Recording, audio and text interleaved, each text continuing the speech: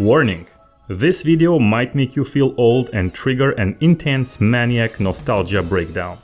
But if you were born after 2000, thanks for being so passionate about the internet's history, the history of social networks, of which MySpace is widely considered as the first true one that managed to achieve a critical mass of users.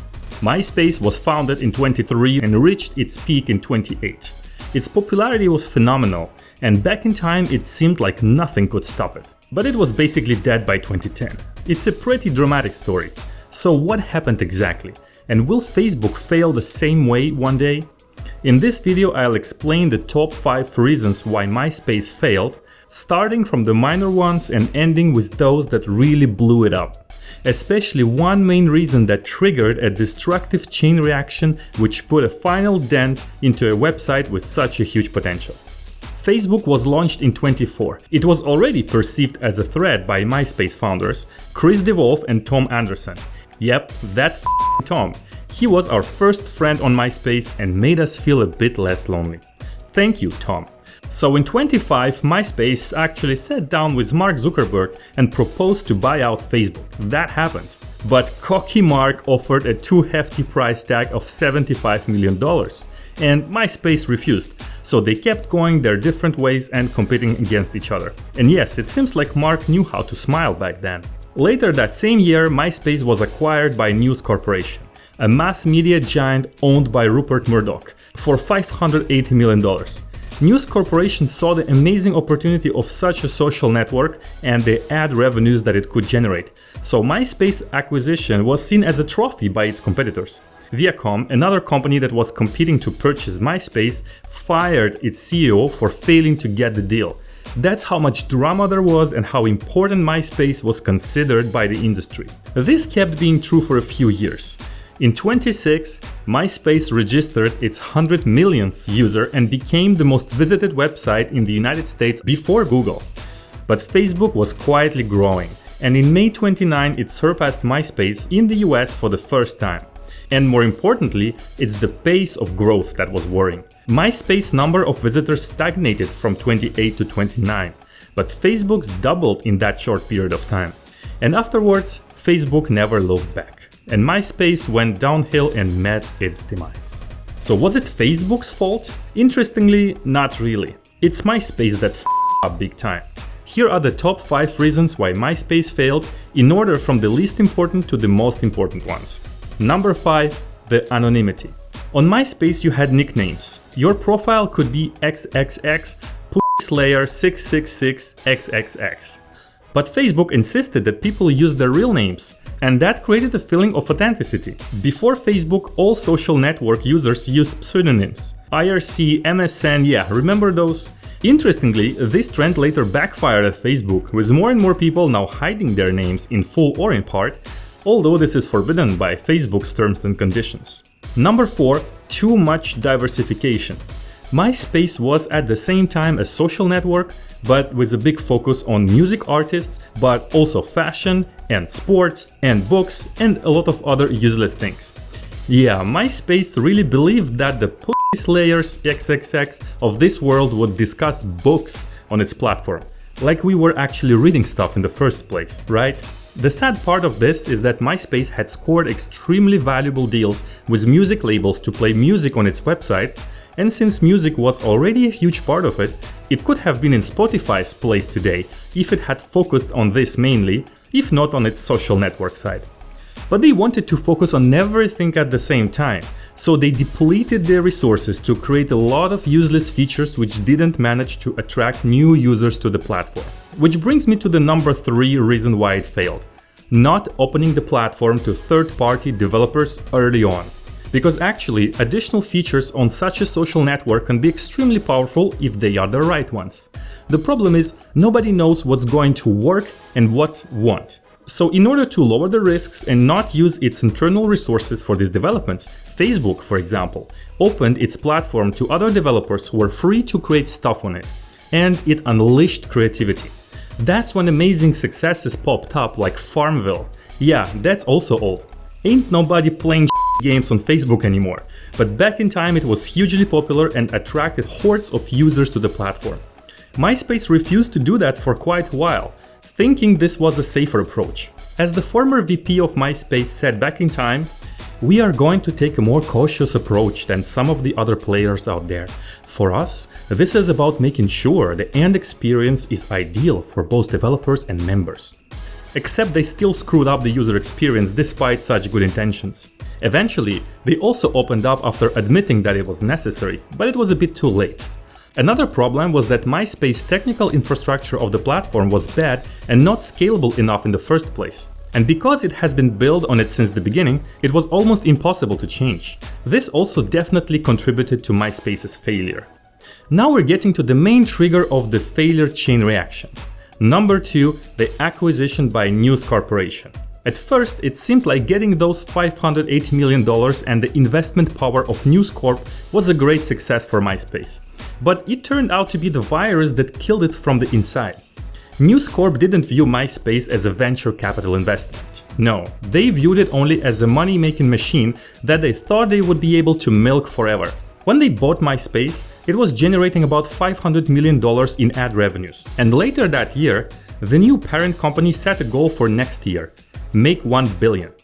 Usually, when smart corporate executives set targets like this, they try to make them realistic, or just slightly above what is actually realistic. In this case, the goal was unrealistic. To make things worse, Rupert Murdoch announced this goal to his Wall Street peers, and now MySpace's reputation was on the line.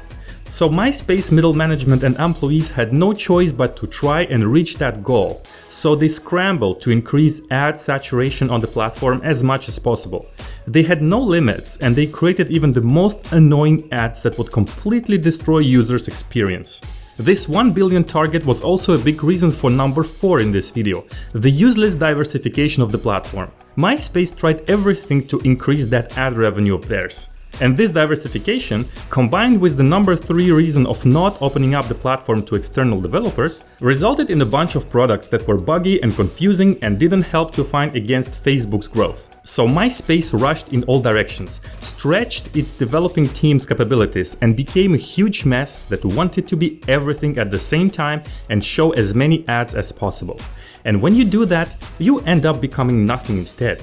In contrast to this, Facebook was financed by venture capital, and this money was ready to wait to let Facebook develop itself and fine-tune its business model.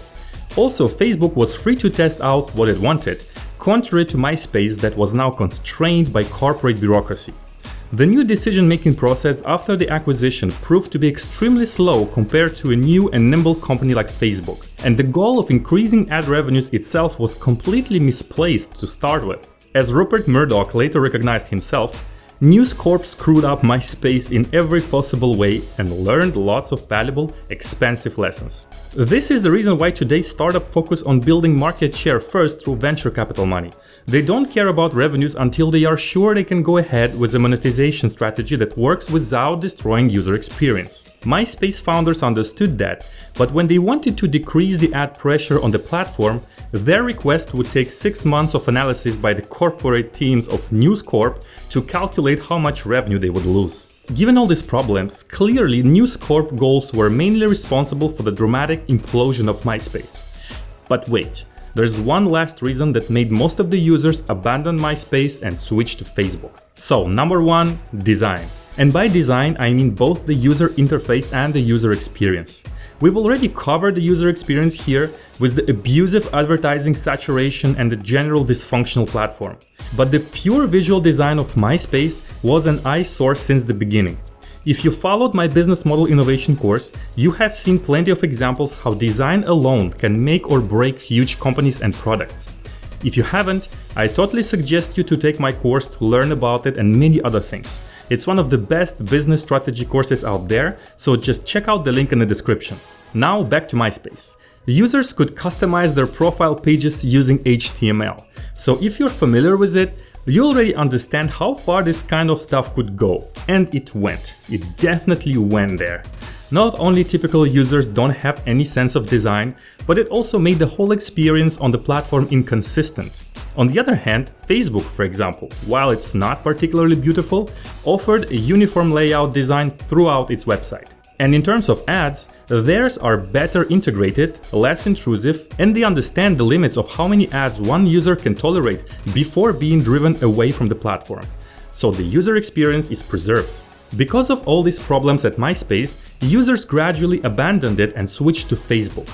And it's not that Facebook was inherently a better company, it's just that MySpace was crippled. The founders had some pretty sound ideas and tried to buy out both Facebook and Spotify at some points, so they knew where things were going. But once they were constrained by high-level corporate bureaucracy, that was it. Probably the sale to News Corp itself was their one biggest mistake. Now, to give some credit to both MySpace and News Corp, it's easy to say all of this while looking back. But the reality is that MySpace was a pioneer. There were social networks before it, but MySpace was the first one to become really significant and it paved the way in a sense. They had no one to look back to and learn from previous mistakes, unlike Facebook that later benefited from their whole story.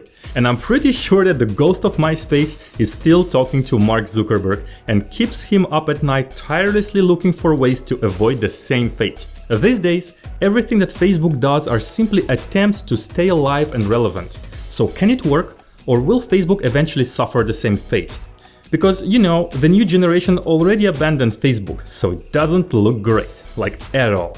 But I will discuss Facebook's survival strategy in another video, so go ahead and subscribe to my channel and click on the bell button to be notified about it. Later on, MySpace was sold for $35 million, a fraction of the $580 million that News Corp paid for it only 6 years earlier. The company that bought it was Specific Media Group together with Justin Timberlake. Yes, that Justin. He tried to bring some sexy back, yeah, and make MySpace great again. And it worked for a little while, but just a little bit. Later on, it was sold again to Time Inc. and things only kept getting worse.